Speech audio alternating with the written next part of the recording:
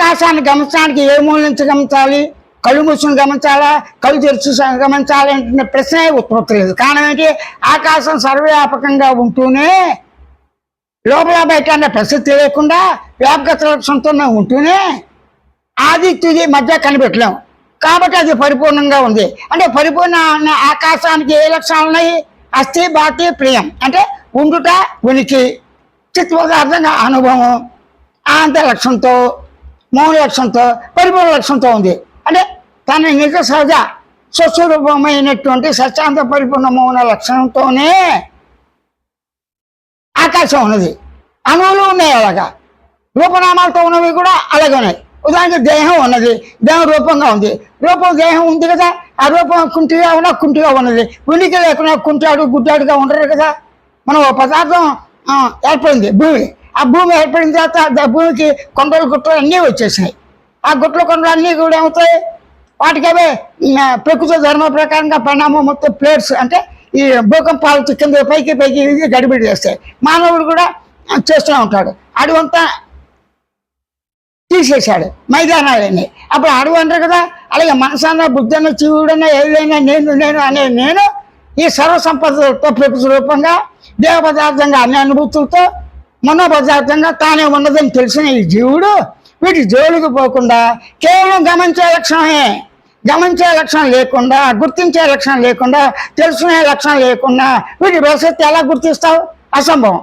కానీ మూలం ఏంటి అన్న ప్రసక్తి ప్రత్యక్ష అనుభవంలో ఉన్న గమనించే లక్షణంతో, ప్రత్యక్ష అనుభవంగా ఉన్న గుర్తించే లక్షణంతో, తెలుసుకునే లక్ష్యంతో, సహజ జ్ఞానంతోనే ఊరక ఉండు గమనిస్తూ. ఆ గమనికలో సుఖమైన దుఃఖమైన, వచ్చిపోయినా, సత్వమైన అసత్వమైన గమనించి గుర్తించి ఏ పనులు చేసినా చేయకపోయినా నువ్వు ఉంటాం సహజంగా జరిగిపోతుంది. ఆ సహజంగా జరిగిపోయిన నీ ప్రసక్తి ఎందుకంత? నీ ప్రసక్తి ఎలా ఉంది?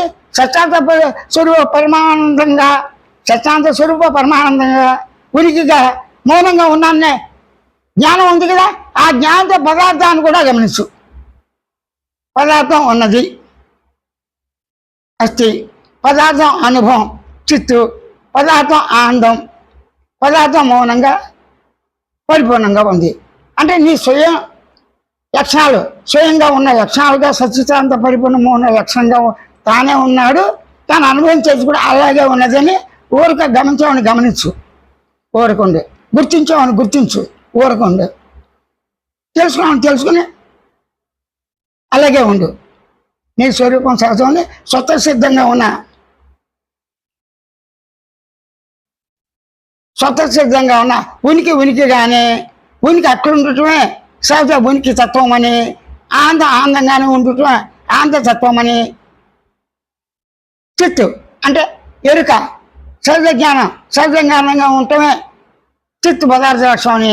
మౌనం పరిపూర్ణం అట్లుంటా అని ఉన్నదాన్ని ఉన్నట్లుగా గ్రహించి గుర్తించి ఊరకుండు.